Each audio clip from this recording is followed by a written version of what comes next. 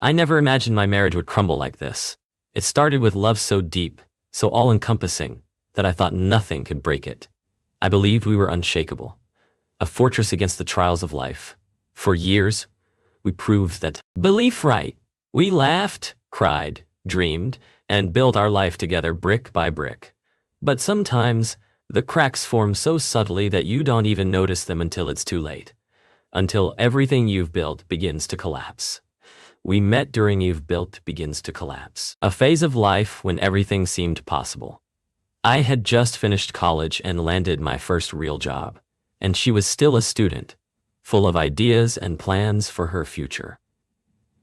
She was vibrant and confident, with a kind of energy that drew people to her. I wasn't immune to it. From the first moment I saw her, I was captivated. She had a laugh that lit up every room, and a smile that made me feel like the luckiest man alive. Our love story began in the simplest way. Long walks through began in the simplest way. The city, endless conversations over coffee, and stolen moments in between our busy schedules. We fell hard and fast. Within 6 months, we were inseparable, talking about moving in together and building a life that was entirely ours. Those early days were magical. We didn't have much. Just a cramped apartment, mismatched furniture, and dreams we were determined to chase together. But that was enough. I still remember the first meal we cooked in that tiny kitchen. It was a disaster. The pasta overcooked, the sauce too salty, but we laughed until our stomachs hurt, eating it anyway, because it was ours. We spent weekends painting the walls, scouring flea markets for furniture, and imagining how we'd grow into this space we called home. It felt like the start of something unbreakable. She had a gift for turning ordinary moments into celebrations. When I got my first promotion, she surprised me with a homemade cake. The words, "I'm proud of you," scrawled in shaky icing. When we saved enough for a modest vacation, she planned every detail to make it perfect. We were a team, always supporting each other, always finding joy in the little things. As time went on, our lives became more stable. Climbed the corporate ladder, and she found her passion in gardening and community work. We bought a small house in a quiet neighborhood, a place where we could imagine raising a family.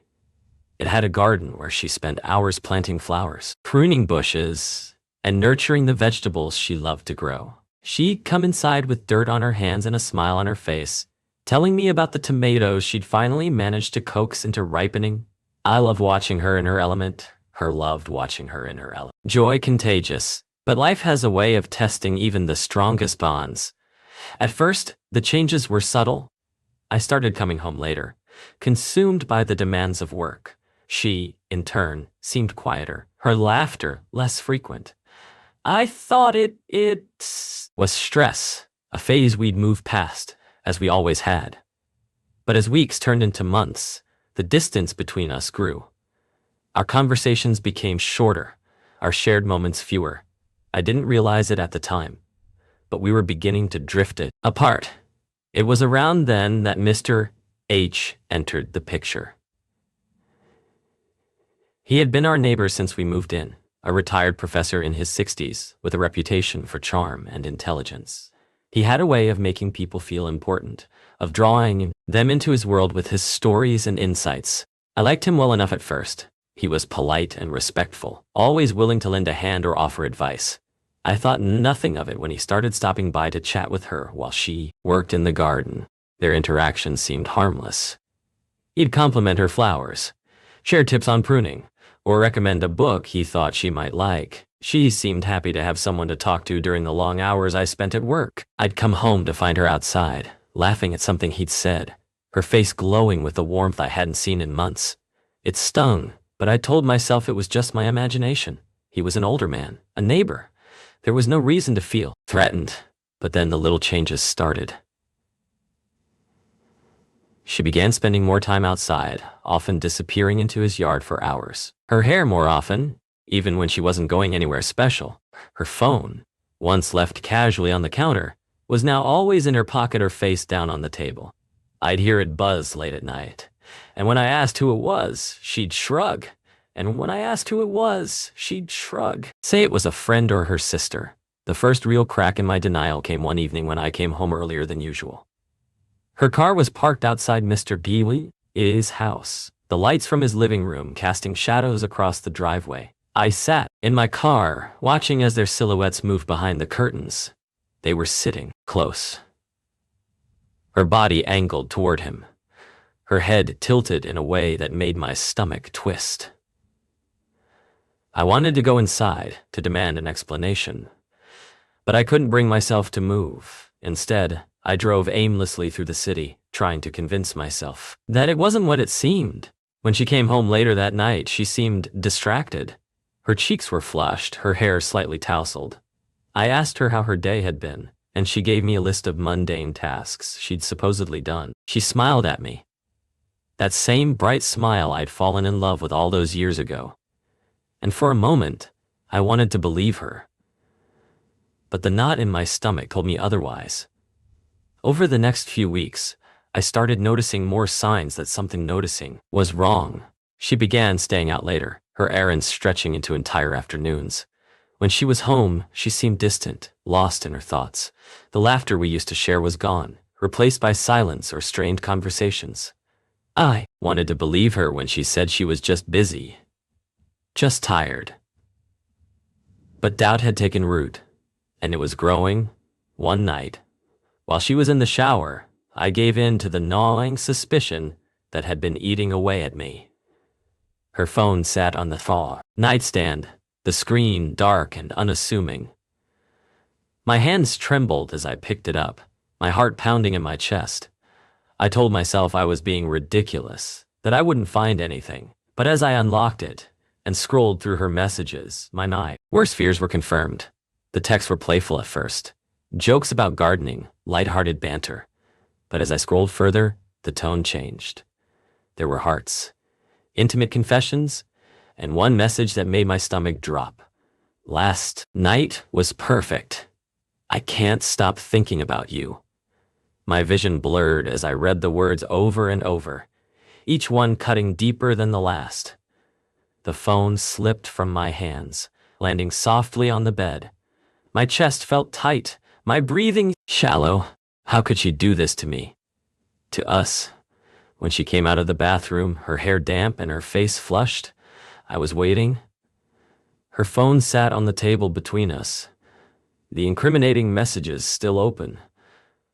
"What is this?" I asked, my voice shaking with a mixture of anger and despair. She froze, her eyes darting to the phone. For a moment, she looked as if she might deny it, but then her shoulders sagged, and she let out a trembling sigh. "I can explain." She let out a trembling sigh. "I can explain," she said, her voice barely above a whisper. Her explanation came in halting sentences, punctuated by tears. She told me it had started innocently. Conversations in the garden, moments of connection. She said she felt lonely, invisible, like she was just going through the motions of life. "He listened to me," she said, her voice breaking. "Loved her." But deep down, I knew there was a sliver of truth in what she said. I had been so focused on work, so consumed by my own ambitions, that I hadn't noticed the cracks forming between us. "Did you?" I couldn't bring myself to finish the question. She nodded, tears streaming down her face. "It wasn't supposed to happen. I didn't mean for it to go this far." Her words felt like a knife twisting in my chest. How could she reduce everything we'd built together to this? A series of stolen moments with another man. That night, I left the house. I couldn't bear to look at her, to hear her apologies or her pleas. I drove aimlessly through the city, the streets blurring as I tried to process what I had just learned. Every memory we had shared felt tainted, every promise we had made shattered. For the next few days, I stayed in a small motel on the edge of town. She called me, left voicemails, sent messages begging me to come home so we could talk. But I couldn't bring myself to answer. Pain was too raw, the betrayal too fresh. When I finally returned home, the silence was deafening. She was sitting at the kitchen table, her face pale and drawn. She looked up as I walked in, her eyes red from crying, her voice barely audible. "I know I've hurt you. I know I've broken your trust. But I want to fix this. I want to fix us. Her words hung in the air, and for a moment, I wanted to believe her. I wanted to believe that we could rebuild what we'd lost, that love was enough to overcome even this. Between us, when I couldn't see a way over, I don't know if I can do this, I said, my voice breaking. I don't know if I can ever look at you the same way again. She flinched at my words, her tears starting anew. Please, she said. Shall Please, she said, reaching for my hand. Please, let's try. I'll do whatever it takes. Therapy, counseling, anything. Just don't give up on us. Against my better judgment, I agreed. I didn't want to give up on the life we'd built, on the love we'd once shared. We started going to therapy, sitting in a small, dimly lit room with a counselor who encouraged us to talk about our feelings, our fears, the things that had brought us to this point. It was painful, laying everything bare, but it also felt necessary. For the first time in years, we were talking, not just about the logistics of our lives, but about the things that really mattered. She promised me that it was over with him, that she'd cut all ties. She showed me her phone, deleted his number in front of me, and assured me that he was out of her life for good. I wanted to believe her. Every time she smiled, I wondered if she'd smiled like that for him. Every time she touched me, I wondered if her touch had been the same with him. The memories of her betrayal were like shadows, always there, always creeping into the corners of her my mind. I found myself pulling away, unable to fully let her back in, no matter how much she tried. One evening, sadness that made my chest ache. She held out the letter, her hands trembling. I'm sorry, she said, her voice breaking. I thought I could do this. I thought I could fix what I broke, but I've realized I can't. I opened the letter and read her words, each one like a knife to my heart. She confessed that she'd seen him again, that she couldn't resist the pull he had over her. She wrote about how much she loved me, but also about how she felt trapped by the weight of her guilt and the damage she'd caused. She said she was leaving, not because she didn't love me, but because she didn't want to keep hurting me. I watched her walk away that night, a suitcase in her hand and tears streaming down her face. I didn't stop her. I didn't know if I even wanted to. As much as it hurt to watch her leave, a part of me felt relief. The constant cycle of doubt and pain was over. But in its place was an emptiness I didn't know how to fill. The house felt unbearably quiet after she left. Every room seemed to echo with her absence, every corner a reminder of the life we had built together. The garden, once vibrant and alive under her care, began to wither. I couldn't bring myself to step outside and tend to it. It felt wrong, as though it still belonged to her, a piece of her soul left behind in the flowers she had so lovingly nurtured. The weeks after her departure were some of the loneliest of my life.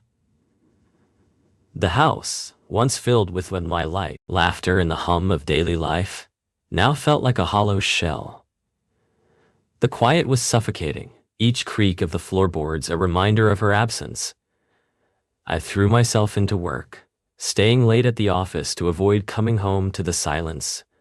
When I wasn't working, I wandered aimlessly through the city, trying to lose myself in the noise and movement of strangers, that the woman I loved had chosen another man, that I had tried to fix us but failed. I wasn't ready to share my shame, my failure, with anyone else. One evening, as I sorted through the bills and papers piling up on the kitchen counter, I found a receipt tucked between the pages of an old magazine. It was from a boutique in his town, one I'd never known her to shop at. The date was from months earlier, around the time I first started noticing her changes. I sat there for what felt like hours, staring at the receipt, imagining her there, trying on dresses, wondering if she'd worn them for him. I couldn't let it go. Something inside me needed answers, not the vague explanations she'd given, but the truth, raw and unfiltered. I needed to face him. One afternoon, I saw Mr. H in his garden. He stood by the rose bushes, pruning shears in hand, humming softly to himself. He looked so calm, so unbothered, and something in me snapped. Without thinking, I walked over to the low fence that separated our yards and called his name. He turned, startled at first. But then his face settled into that practiced, composed smile I had come to hate. "Oh, hello," he said, setting the shears down. "You?" I replied, my voice colder than I intended. "You've already taken enough from me." For a moment, he said nothing, his expression unreadable. Then he sighed and motioned for me to come closer. "If you're here to yell at me, go ahead," he said. "I deserve it." I stepped over the fence, my fists clenched at my sides. "How long?" I asked.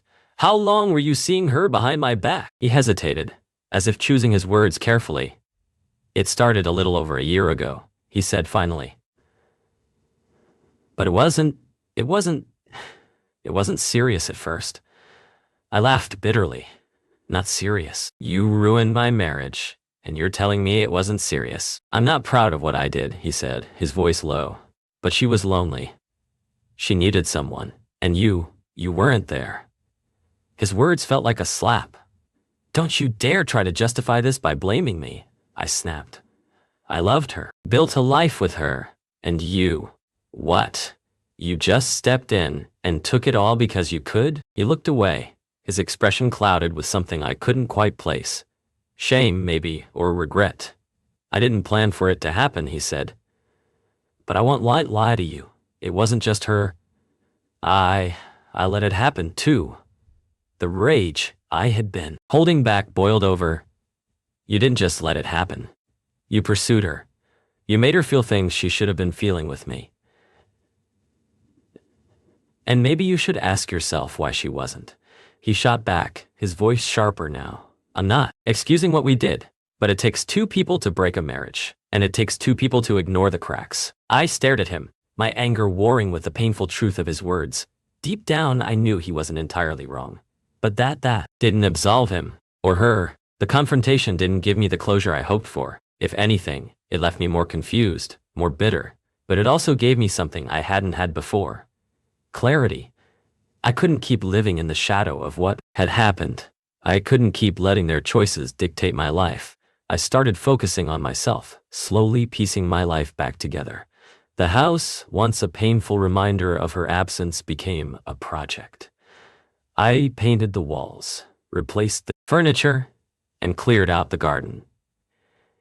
Each change felt like a small act of reclaiming my space, my life.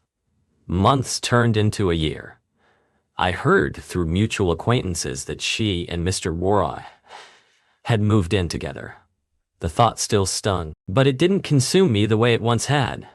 I realized I didn't need to know how their story ended. It wasn't my story anymore. One day, as I was cleaning out the attic, I found an old photo album buried beneath a pile of boxes. It was filled with pictures of us, our first apartment, vacations we'd taken, silly moments we'd captured over the years. I flipped through the pages, a bittersweet smile tugging at my lips. We had shared. Love doesn't vanish overnight.